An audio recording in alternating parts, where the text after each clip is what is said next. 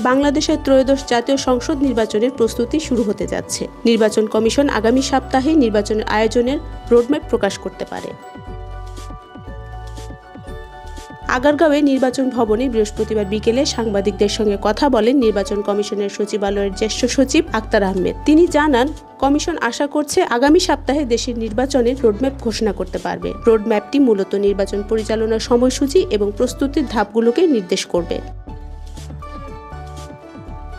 EC সচিব আক্তার আহমেদ বলেন, রোডম্যাপে কি থাকবে ওটা রোডম্যাপই বলে দেবে। অংশীজনদের সঙ্গে সংলাপ, আইনবিধি সংশোধনে সম্পর্কিত যাবতীয় তথ্য দেওয়া হবে। তবে এখন সুনির্দিষ্ট করে বলা সম্ভব হচ্ছে না।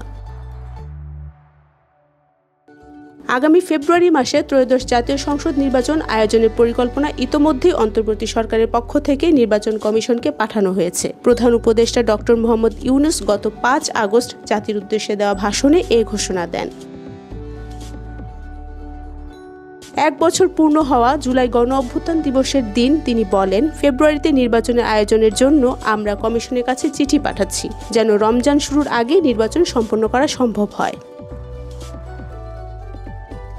নির্বাচনের রোডম্যাপ প্রকাশের মাধ্যমে দেশের রাজনৈতিক দল এবং সাধারণ ভোটাররা নির্বাচনের সময়সূচি ও প্রস্তুতি সম্পর্কে ধারণা পাবেন।